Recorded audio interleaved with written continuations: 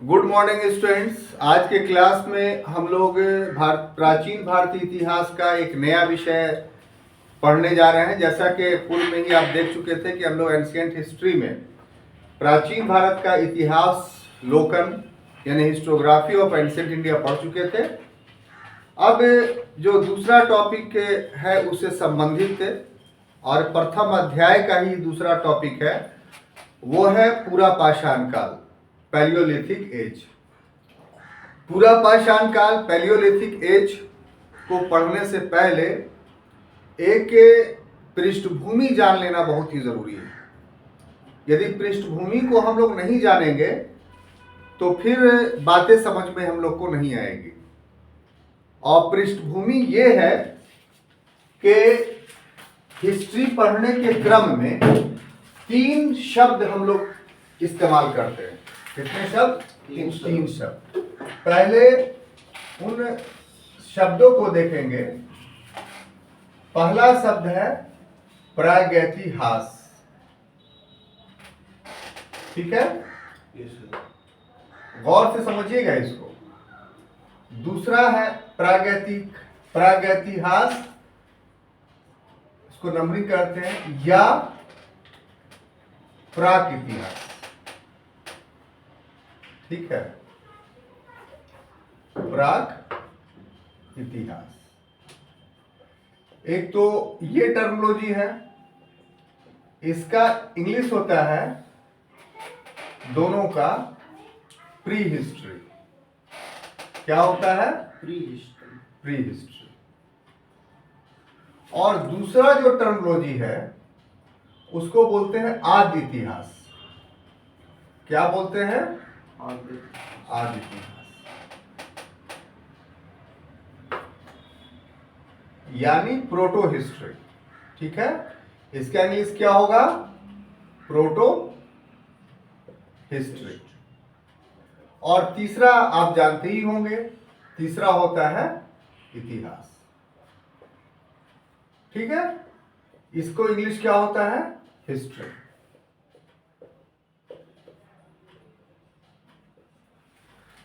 तो ऐसी परिस्थिति में हम लोग को जो बैकग्राउंड पढ़ना है, पृष्ठभूमि पढ़ना है, वो क्या पढ़ना है कि ये जो पूरा पीरियड है, माने 3 जो नामकरण हम लोगों ने इस्तेमाल किया है, ये हमारे पृथ्वी का जो संपूर्ण इतिहास है, उस संपूर्ण इतिहास के बारे में हम बात कर रहे हैं। तो उसको हम लोग हिस्ट्री के दृष्टिकोण से, इतिहास के दृष्टिकोण से इन 3 कालों में, इन 3 पीरियड में बांटते हैं। तो अब स्वाभाविक सी बात है कि जब ऐसी बात है तो हमको पृथ्वी के इतिहास को देखना पड़ेगा। जब उसको क्लियरिफाई कर लेंगे, स्पष्ट कर लेंगे, तब हमको ये बात समझ में आएगी। तो पहले पृथ्वी के इतिहास को देखते हैं। तो पृथ्वी के इतिहास पर अगर हम लोग दृष्टि डालेंगे तो पाते ये हैं कि पृथ्वी की आयु है ना, तो पृथ्वी की जो आयु है वो 4.5 अरब करोड़ वर्ष है।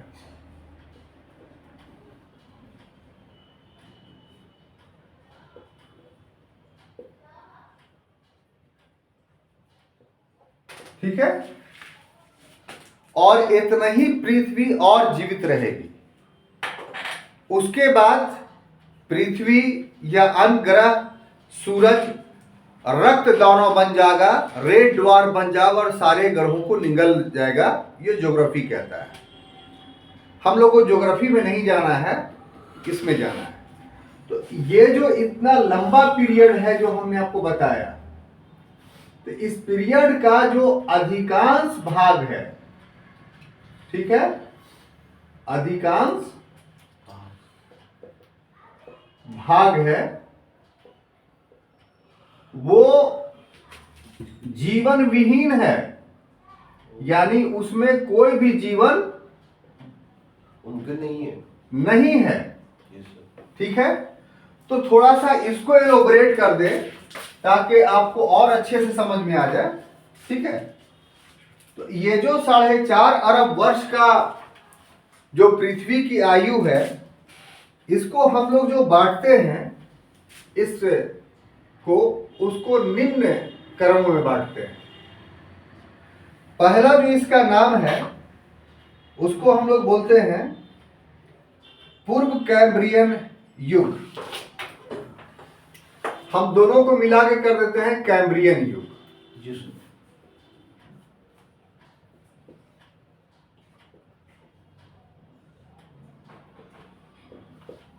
इसको हम लोग आद्यकल्प भी कहते हैं। कैम्ब्रियन युग या आद्यकल्प, इसका इंग्लिश होता है अजोइक। ठीक है। इसका अगर पीरियड देखें तो 120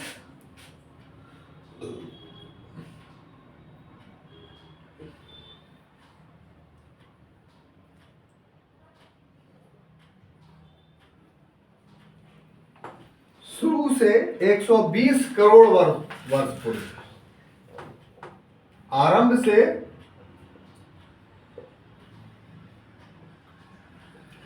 120 करोड़ वर्ष पूर्व ये पीरियड आपका है, पहला जो पृथ्वी का था। ठीक है। उसके बाद दूसरा जो पीरियड है उसको बोलते हैं पूरा जीव कल्प। पूरा जीव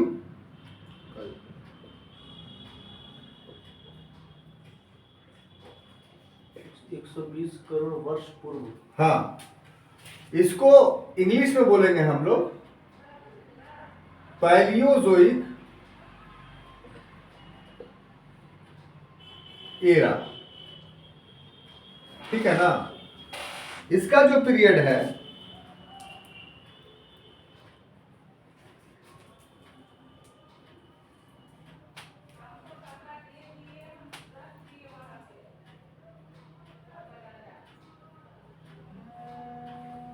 एक 120 करोड़ से 60 करोड़, 120 करोड़ से 60 करोड़ वर्ष पूर्व। ठीक है। उसके बाद तीसरा जो है मध्यजीव कल्प है।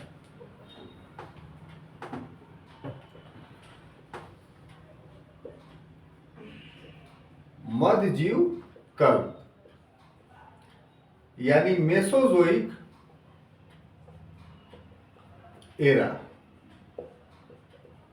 इसका अगर पीरियड देखा जाए तो 21 करोड़ से सॉरी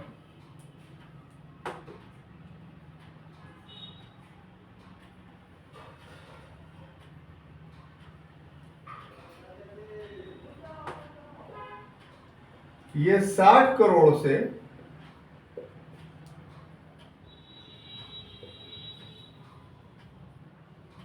21 करोड़ वर्ष तक है।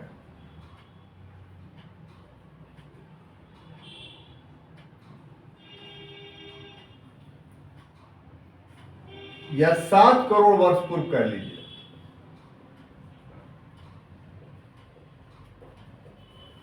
और फिर अंत में है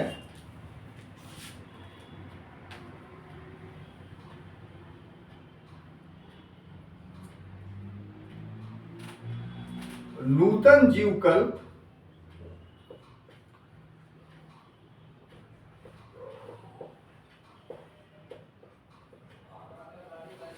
यानी सेनोजोइक एरा।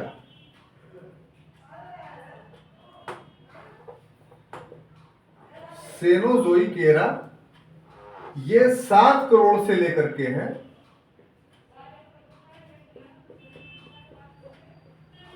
वर्तमान तक। ठीक है। मतलब हम लोग नूतन जीव, इसमें भी बहुत सारे बाइफिकेशंस है और उसमें जो है अभी नूतन युग है। अभी नूतन चल रहा है। युग, ये कल पढ़ रहे थे। अभी नूतन युग में जो है हम लोग रह रहे हैं, और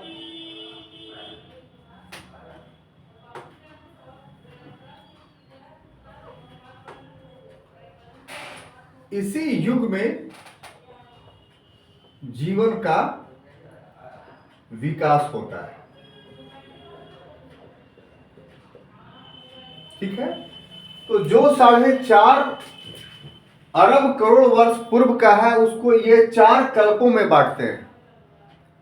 तो इसमें जो आपका कैम्ब्रियन युग है, इसमें कोई चीज नहीं पाया जा रहा था, जिसको अजोइक हम कहा है, आदिकल्प जीवन के क्षेत्र में। इसमें आइएगा पूरा जीव कल्प में, तो 1 सेलुलर जीव जो है इस धरती पर पैदा होना शुरू हुआ था। पहले युग में, हाँ, आदिकल्प में पूरा जीव है। फिर मध्य काल में आइएगा तो बहुत सारे काल है इसके, हिस्ट्री ज्योग्राफी की चीजें उसमें पढ़ेंगे हम लोग। इसमें जुरासिक वगैरह ये सब जो जानवर थे वो सब पैदा हुए।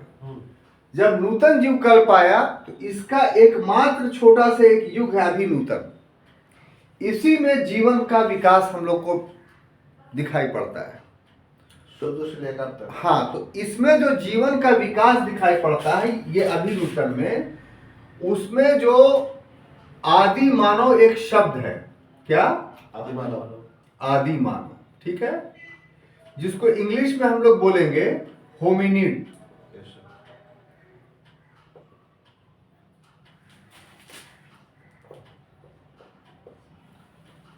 इस आदि मानव को हम इसलिए बोल रहे हैं कि मनुष्य बनने की पहली वाली अवस्था, इसको भी हम एलोबरेट करेंगे। तो मनुष्य बनने की पहली वाली अवस्था में 2 डेट आपको याद रखना है। एक 25 लाख वर्ष पूर्व। कब? 25 लाख वर्ष पूर्व। 25 लाख वर्ष पूर्व। और दूसरा 10 लाख वर्ष पूर्व। 10 लाख वर्ष पूर्व।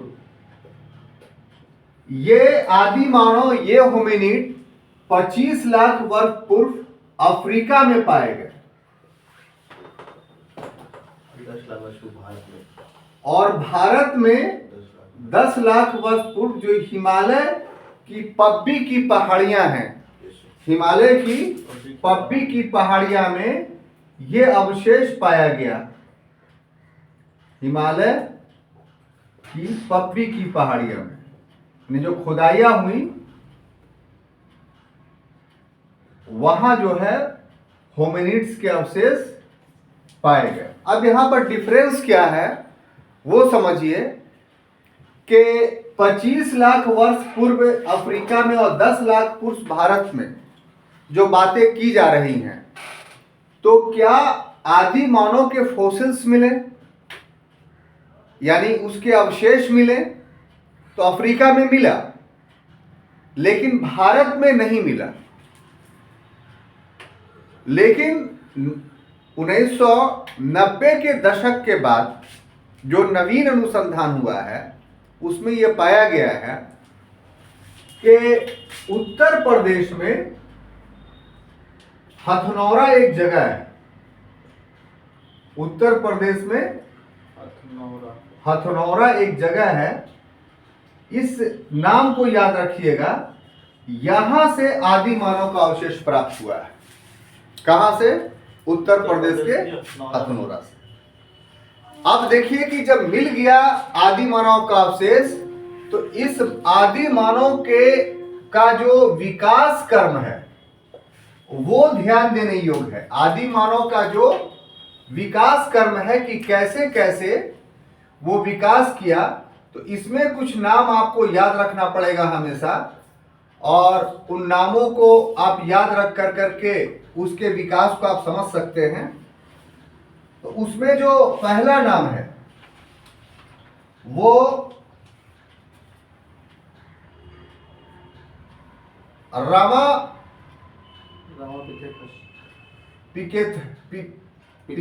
पिथेकस। ये फर्स्ट नेम है, हम समझाते हैं आपको बारी बारी से। दूसरा है ऑस्ट्रेलोपिथिकस, ऑस्ट्रेलोपिथिकस।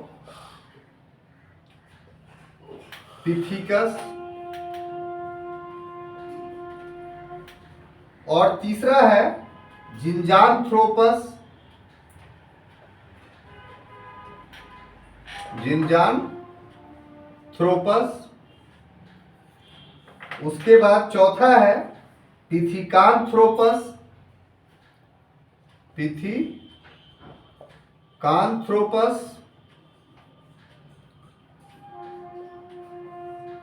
और उसके बाद है सीनामथ्रोपस,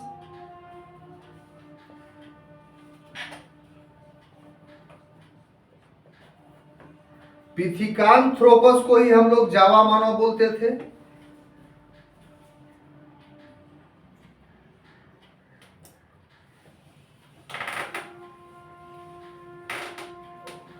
उसके बाद निएंडरथल मानव,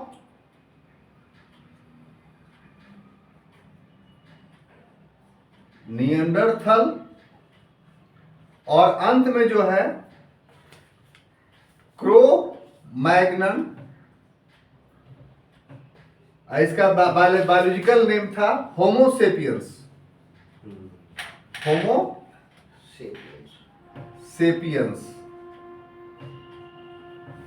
यानी ज्ञानी मानव भी हम लोग कह सकते हैं। और ये जो घटना घटी वो 40,000 वर्ष पूर्व। कितना? 40,000 वर्ष पूर्व। 40,000 वर्ष पूर्व। ठीक है। तो अब देखिए आदि मानव जो हम लोग बात बोलते हैं, तो आदि मानव का मतलब हुआ कि होमोसेपियंस या ज्ञानी मानव का पहले वाला मानव, जो चार्ल्स डार्विन ने जो मानवीय विकास का सिद्धांत प्रस्तुत किया, तो उसमें उसने ये कहा कि मनुष्य को ईश्वर ने नहीं बनाया है, बल्कि मनुष्य कर्मिक विकास का प्रतिफल है। इस कर्मिक विकास को उसने बहुत अपने एवोल्यूशनरी थ्योरी, विकासवादी सिद्धांत के द्वारा स्पष्ट किया। यहाँ पर संक्षेप में उसको इस ढंग से आपको बता रहे हैं हम कि उसका कहना यह है, चार्ल्स डार्विन का, कि सबसे पहले इस धरती पर जल में वन सेलुलर एनिमल का उदय हुआ और जल में ही बहुत सारे उस वन सेलुलर एनिमल से बहुत सारे बहुकोशिकीय जीव बनने लगे। उन्हीं बहुकोशिकीय जीवों में से एक जीव ऐसा था जो जलचर, यानी ऐसा जीव जो एम्बीफीबियस प्रकृति का था, उभयचर प्रकृति का था, अर्थात जो जल में भी रहता था और स्थल में भी रहता था। और इसी से फिर स्थलीय जीव का उदय हुआ और ग्रेजुअली उदय होते होते बहुत सारे जीव स्तर पर बन गए। उसमें से एक जीव था वानर, ऐप। एक जीव क्या था? वानर या ऐप। ठीक है, ये भी शब्द आप याद रखिएगा, वानर, बंदर नहीं। हाँ, तो ये विकसित हुआ, ये पेड़ों पर रहा करता था और उस समय, जिस समय ये रहा करता था, उस समय इसके 4 पैर ही हुआ करते थे। तो उसमें से एक जो उसका नस्ल था, जिसका नाम हमने रामापिथेकस रखा, तो वानर ऐप का ही प्रारंभिक नाम जो डेवलपमेंट के क्रम में उभर करके सामने आया, जो वानर का अपने प्रकृति को छोड़ के, अपने स्वरूप को छोड़ करके जो दूसरा स्वरूप ग्रहण किया, वो स्वरूप उसका रामापिथेकस था। अभी ये पेड़ पर ही रह रहा था। तो वानर से रामापिथेकस कैसे बना? तो उसमें एक महान परिवर्तन हुआ कि एक पेड़ पर से दूसरे पेड़ पर जाने के क्रम में जो उसके अगले पैर के पंजे से पकड़ता था, तो ये उसका खुल गया, जिसके वजह से वो अधिक दूरी पेड़ पर तय करने लगा। तो वो वानर जो पेड़ पर ही रह रहा था, और सिर्फ उसके आगे वाले पैर या हाथ जो कह लीजिए उसकी कलाइयां खुल गई, वो विकास का प्रथम अवस्था था और वो रामापिथेकस कहलाया। जब ये रामापिथेकस जमीन के नीचे पेड़ पर से गिरा कि अब हम नीचे रहेंगे, क्योंकि ऊपर के भोजन कम पड़ रहे हैं, नीचे में भोजन हमको मिलेगा, तब ये थोड़ा अपने अगले वाले पैर को उठा करके चलने लगा, दो पैरों पर।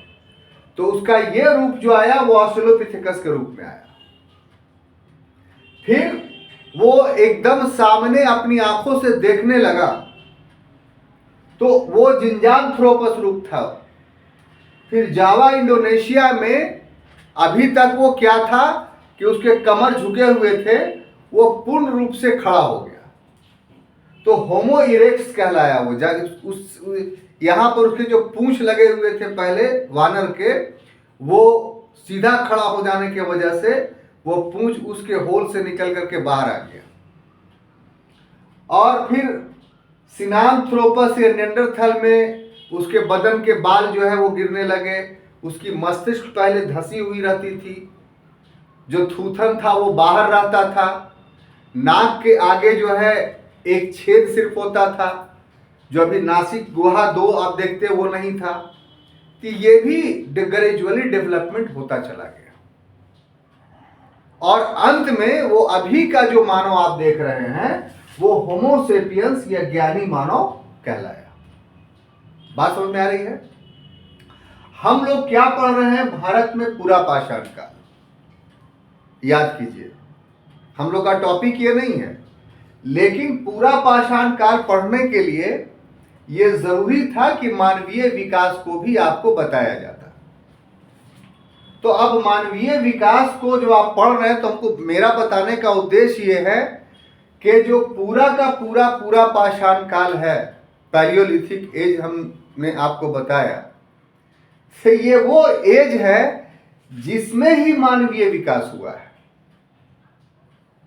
और इसके अंतिम समय का जब पीरियड आया पैलियोलिथिक एज का, इसको भी बताते हैं कि वो भी 3 भाग में बटा हुआ है, तो उसके अंतिम परकाल में ही ज्ञानी मानव का विकास होता है, 30 से 40 हजार वर्ष पूर्व में।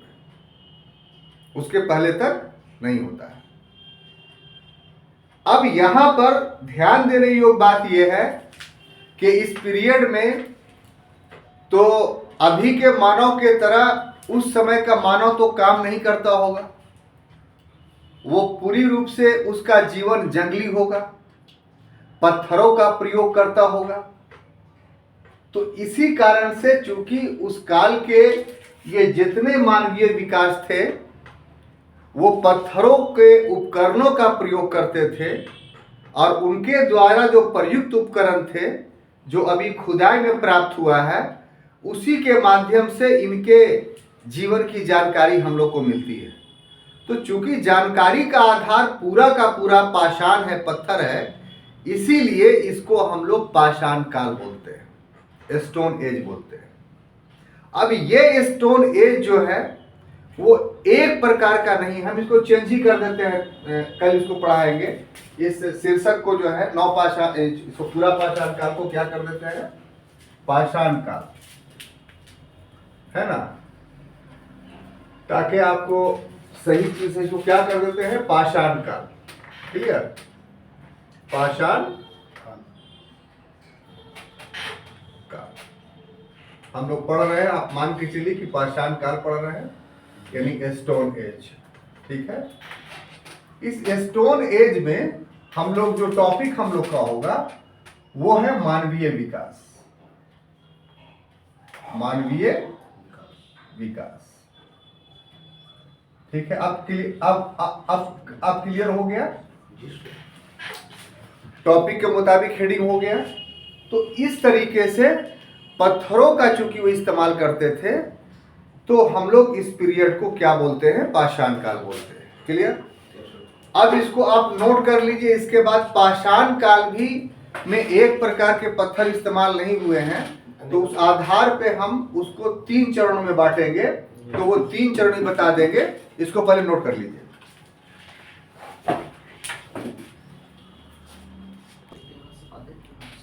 तो अब हम लोग देखेंगे कि जो होमिनिड्स का डेवलपमेंट हुआ और उसने जिन पत्थरों का इस्तेमाल किया, उन्हीं पत्थरों से हमें इस युग के बारे में जानकारी मिलती है।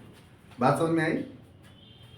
तो उस जानकारी को जो मिलती है उससे ये पता चलता है कि ये जो पाषाण काल है, ये पाषाण काल वास्तव में 3 खंडों में बटा हुआ है। कितने खंडों में? 3 खंडों। और यही हमारे अध्ययन का विषय है। जो अभी अभी आपको बताया वो इस फ्लो चार्ट के बनाने के बाद उस चीज को इंटरलिंक कर देंगे तो आपको पूरी बात समझ में आ जाएगी। तो ये 3 काल में पहला काल जो है पूरा पाषाण काल, क्या कहलाएगा? पूरा पाषाण काल। पूरा पाषाण काल। पाषाण काल 3 खंडों में बटा हुआ है, पूरा पाषाण काल। इसका इंग्लिश क्या होगा? पैलियोलिथिक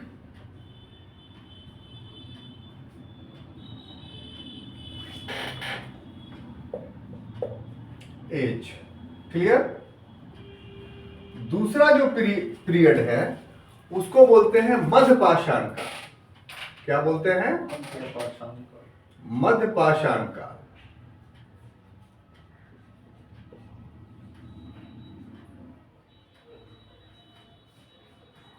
इसको इंग्लिश होगा मेसोलिथिक एज।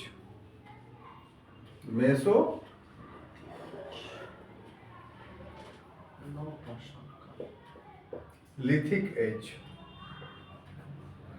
और तीसरे को हम लोग बोलते हैं नवपाषाण काल।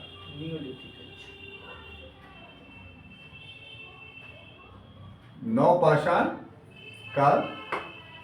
इसका इंग्लिश क्या होगा? Neolithic as.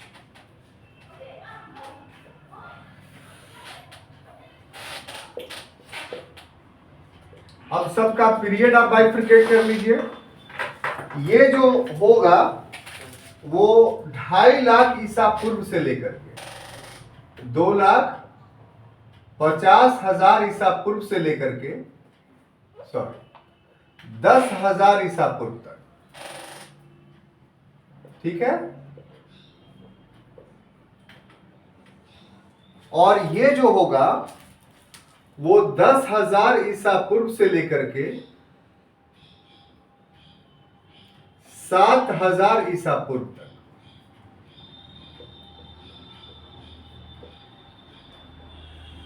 और ये जो होगा वो 7,000 ईसा पूर्व से लेकर के 3,000 ईसा पूर्व तक। ठीक है? यहां पर ये चीज बताते चले आपको कि स्थान स्थान पे ये इसका डेट जो है वो डिफर करेगा।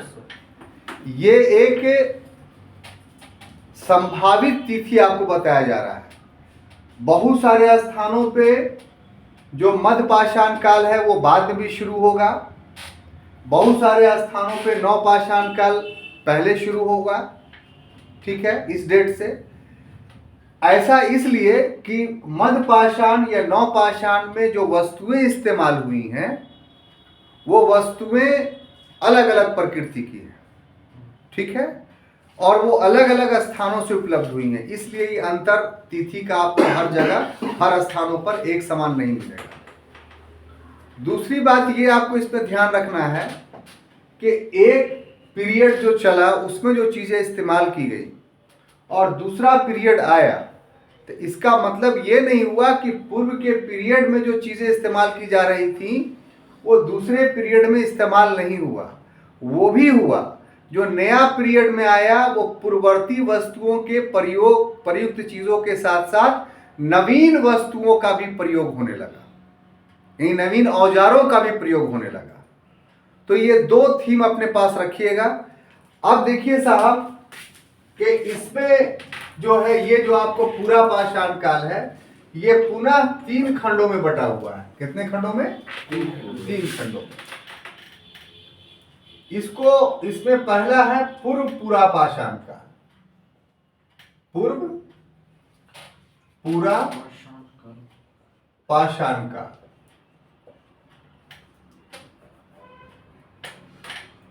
यानी इसको इंग्लिश में हम लोग लिख सकते हैं अर्ली पैलियोलिथिक एज।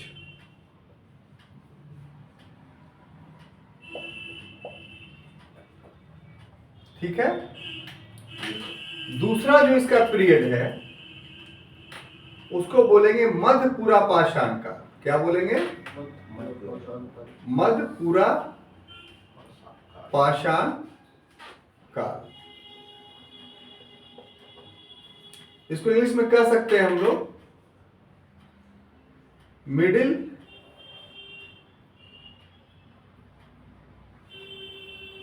पैलियोलिथिक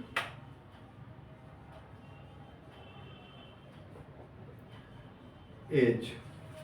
और तीसरा है उत्तर पूरा पाषाण काल। उत्तर पूरा पाषाण काल, इसको इंग्लिश में कहते हैं later palaeolithic age. Palaeolithic age. अब तीनों का फिर डेट हम लोग देखते हैं, है ना? तो इसका जो पीरियड का है पूरा पाषाण काल का, वो 2,50,000 से लेकर के 1,00,000 ईसा पूर्व तक। ठीक है। और इसका जो पीरियड है 1,00,000 ईसा पूर्व से लेकर करके 40,000 ईसा पूर्व तक है। ठीक है। और इसका जो उत्तर पूरा पाषाण काल है ये 40,000 ईसा पूर्व से लेकर के 10,000 ईसा पूर्व तक। ठीक है। अब देखिए शुरू में आ जाइए कि हम लोग 3 शब्द लिए थे जिसका उल्लेख उस समय नहीं किया था और उसी को हमें बताना था आपको। उसी को बताने के लिए एक लंबी भूमिका हमको आपको बताना पड़ा। जी सर। तो उसमें जो पूरा पाषाण काल हम लोगों ने पढ़ा था, याद पड़ रहा है आपको? सॉरी, प्राग इतिहास पढ़ा था। जी सर। प्राग इतिहास। ठीक है। जिसको हम लोग प्री हिस्ट्री कहते थे इंग्लिश में। ठीक है। तो ये पूरा जो पीरियड है ये प्राग इतिहास प्री हिस्ट्री का है। क्यों? क्योंकि इस पीरियड में हमें जो जानकारी मिलती है वो जानकारी सिर्फ पाषाण उपकरणों से मिलती है। किससे मिलती है? पाषाण उपकरण से। यानी इस पीरियड में सिर्फ पत्थर के औजार से जानकारी मिलती है। उसी को हम लोग प्राग इतिहास या प्रागैतिहासिक या इंग्लिश में प्री हिस्ट्री कहते हैं। 2,50,000 से लेकर के 10,000 ईसा। जी। तो इसी को समझाने के लिए इतनी लंबी भूमिका हमको देनी पड़ी। अब दूसरा क्या था? आद्य इतिहास। दूसरा आद्य इतिहास। आद्य इतिहास का इंग्लिश क्या बताया था हमने? Proto history. तो इसमें आपको क्या आएगा? Proto history. इसमें जो जानकारी का आधार है वो 2 है। एक पाषाण प्लस लिखित विवरण। लिखित विवरण। लेकिन ये जो लिखित विवरण है वो ऐसा है जो अनपढ़ रहा है, यानी पढ़ा नहीं गया है। बात समझ में आई? तो एक प्रकार से इस पीरियड की भी जानकारी हमें पूरा पत्थर से ही मिलता है। लेकिन फर्क यह है कि रिटन प्रूफ है इस पीरियड का। 10,000 से 7,000 नहीं, इसी का। ये तो पूरा आपको जो 10,000 तक है ये तो आपको प्राक इतिहास में चला है। हम आद्य इतिहास की बात बोल रहे हैं। आद्य इतिहास ऐसा पीरियड है जिसमें पत्थर के उपकरण हैं लेकिन साथ ही साथ लिखित विवरण भी है। धातु का भी प्रयोग होने लगा इसमें। उससे भी अवशेष मिलते हैं, लेकिन उन लिखित विवरण को पढ़ा नहीं गया। तो ऐसा पीरियड जिसमें जानकारी का आधार पत्थर और लिखित विवरण दोनों है, लेकिन लिखित विवरण पढ़ा नहीं गया हो, उसको हम लोग बोलते हैं आद्य इतिहास, प्रोटो हिस्ट्री। और इसके अंतर्गत हड़प्पा सभ्यता, हड़प्पा सभ्यता और वैदिक सभ्यता आता है।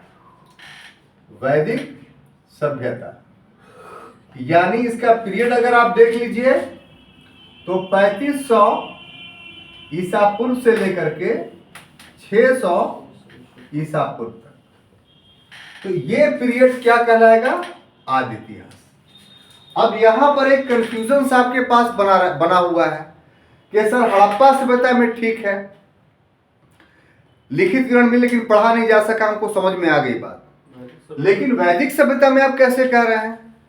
इसमें तो जो टेक्स्ट है संस्कृत में है और उसको पढ़ा गया है। तो इसका जवाब ये है कि जो पीरियड वैदिक सभ्यता का है, यानी 1500 से लेकर 600 तक, उस पीरियड में नहीं पढ़ा गया। ये गुप्ता पीरियड में जाकर के लिखा गया वैदिक टेक्स्ट को। तो हम लोग जो पढ़ते हैं वो गुप्ता पीरियड की लिखी हुई बातों को पढ़ते हैं। जो आसमान से अवतरित हुआ श्लोक वैदिक काल में, वो उस समय अनपढ़ रहा, वो उस समय पढ़ा नहीं गया, क्योंकि वो श्रुति था, सुन सुन करके लोगों ने याद किया उसको। तो इस कारण से वैदिक पीरियड भी जो है आदि इतिहास में आता है। बात समझ में आ गई? अब देखिए तीसरा टर्मिनोलॉजी क्या था? इतिहास, है ना, हिस्ट्री। तो इसका क्या होगा? तो इसके जानकारी का जो आधार है, इसका जो जानकारी का आधार है वो पुरातत्व तो है ही है, यानी जो खुदाई से चीज मिली, बिल्डिंग विल्डिंग मिल रहा है, वो सब। लिखित विवरण भी है, जो बुक के समय लिखे गए वो पढ़ भी लिए गए। और साथ साथ इस पीरियड में विदेशी यात्रियों का जो विवरण है या विदेशी विवरण है, उससे भी हम लोग को जानकारी मिलती है। तो जिस काल से हमें पुरातत्व, लिखित विवरण और विदेशी यात्रियों की विवरण, तीनों से जानकारी मिलती हो, उसको हम लोग क्या बोलेंगे? इतिहास बोलेंगे। और ये पीरियड शुरू होता है 300 से लेकर करके अब तक। अब आप कहिए कि सर 600 यहां लिखा, तो बीच में 300 कहां चला गया? तो इसका ये जवाब होगा कि ये ट्रांसलन पीरियड था, संक्रमणशील काल था भाषाओं के विकास का। तो एक्चुअली में जो अशोक के अभिलेख हैं वो पहले लेख हैं जो पढ़े गए, और वो सब के सब क्या है? तो 300 ईसा पूर्व के बाद के। इसीलिए असल इतिहास शुरू होता है 300 ईसा पूर्व के बाद से। उसके पहले जो 3500 से लेकर के जो 600 ईसा पूर्व तक का पीरियड है वो आदि इतिहास कहलाता है। और उसके पहले जो 3500 से लेकर के 2.5 लाख ईसा पूर्व पहले वाली इतिहास है, उसको हम लोग प्राक इतिहास बोलते हैं।